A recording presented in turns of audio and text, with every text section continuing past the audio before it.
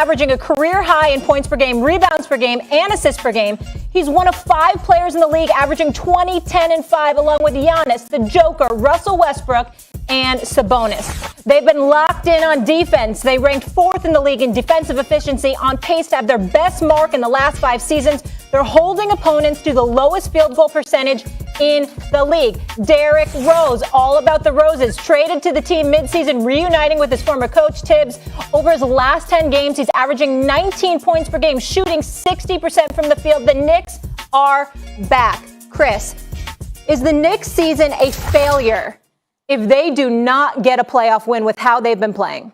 No, the Knicks season isn't a failure if they don't get a playoff win. I mean, it's disappointing if they don't get past the first series, especially if they have that 4-5 matchup with the Atlanta Hawks. But it's not a failure. The Knicks are ahead of schedule with this new program under Leon Rose and Tom Thibodeau. It is. I mean, they were projected coming into this season to be right around 22, 23 wins, and we said it would be a good season preseason if they were flirting with 30 wins. You're talking about a team now that has the possibility of getting 40 wins. So, no, it's not a failure. It would be a disappointment if they can't get out of the first round. But, Molly, I mean, when you look at this Knicks team, this is a fun team to watch. No Just the question. improvement that they've made throughout the season. We thought they would get a lot of teams early in the regular season just because some of those playoff teams that were in the bubble, they would be a little, slow to recover because we understand it was a year unlike any other. But, I mean, the second half, it was supposed to be the Knicks taking a downturn, and this team has ratcheted it up a notch. Not only is it on the defensive end with their intensity, but how this team has had that improvement on the offensive end. One of the things that's been most impressive about it is the fact that their three-point shooting has had a drastic turnaround. You're talking about a team that's top 5 in three-point percentage now. If you couple that with the way that this team plays defense, you understand why they're where they're at right now. And so it's one of the best stories in basketball. So, no, to me, even if they don't get out of the first round, it's not a failed season. It's a disappointment. Max, I meant playoff series win, not playoff win. I want to make sure you guys know that. Not just one game.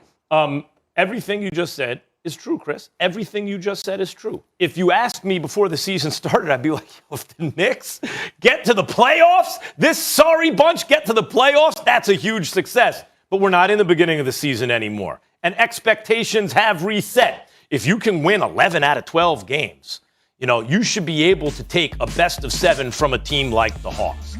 And whether people want to admit it or not, if they lost to Atlanta in the first round, it would be disappointing. If at this point, not at that point, preseason, you're right, we are not in the preseason. At this point, if you're talking about what is a success, it's not going out, winning a game or two, letting the other team know you were there. It's beating the Atlanta Hawks. They just beat the Clippers. They won 11 of 12 at one point. They're one of the best defensive teams in the league. You know why they're shooting it better now? They play unselfishly. They stay connected both ends of the floor. Thibodeau's done an amazing job. Julius Randle's a top 5 MVP. All those things are true. Derrick Rose, 6th Man of the Year candidate. All those things are true. I take my hat off to them. But because they're true, you got to beat Atlanta in the first round now. You got to beat Atlanta in the first round. Don't sit there and tell me it's a success if you lose to Atlanta in the first round right now if you're the Knicks.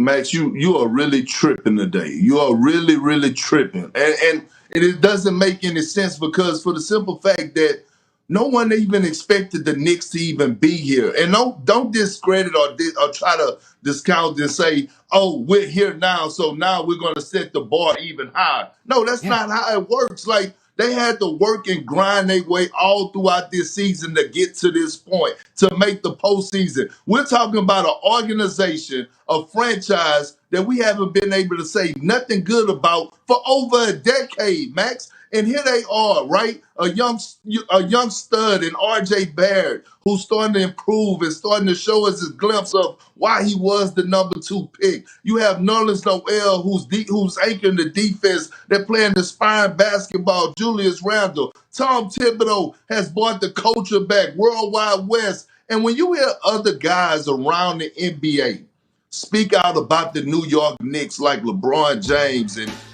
all the other players that have said that this team is good and it's great for basketball that the Knicks are playing this way. They have exceeded expectations. I don't care if they get swept. Max, I don't care if they get swept in the first round. No one will say that this season is a disappointment. They could get swept by the Atlanta Hawks, and no one should open their mouth and say a damn word. Pardon me, gentlemen, but if I were to ask you the same question about the Phoenix Suns, who also have not been relevant in forever, who also had a bad owner who made bad decisions and was a poorly run franchise, who also did not make the playoffs last year, what would you say? Are they allowed to lose a first-round series and call the season a success? Yeah, if they lose to the Los Angeles Lakers, I think everybody around basketball would understand that the Lakers, when healthy. What if they're not playing the Lakers?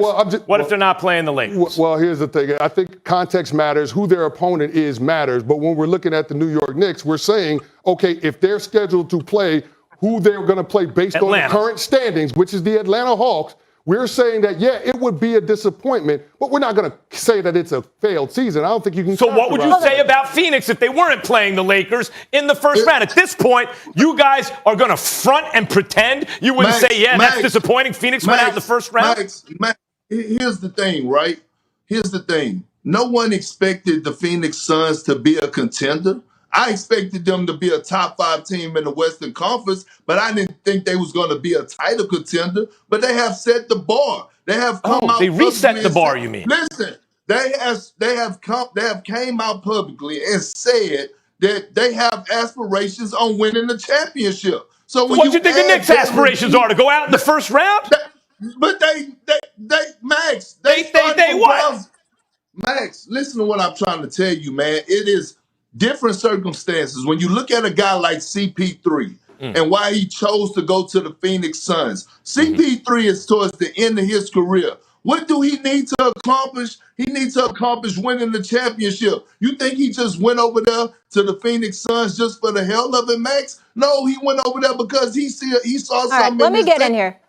I want to ask you. I want very well. The expectations are reset. Same with the Knicks. Max, I'll come back to you. Do you think the Knicks are the biggest story this season? Is part of the reason why? Because they aren't a super team. I do. I think the Knicks are a terrific story. You know how I feel about Dolan. I jumped ship from the Knicks, moved out to L.A., and was afternoon drive basically for the Lakers on the ESPN. Are you gonna come back home? No, not until Dolan sells the team. Okay. Nope. This is I'll give them this. Let me just say this. I'm not going to pretend, unlike you two, Chris and Kendrick, I'm not going to front and pretend that they're not easy to root for. This is an easy team to root for. They got scrappers on this team. They have dudes who play together, play for each other, both ends of the floor, and they're fun to watch. All those things are true. That doesn't mean I'm going to become a Knicks fan. No, I'm not coming back. No.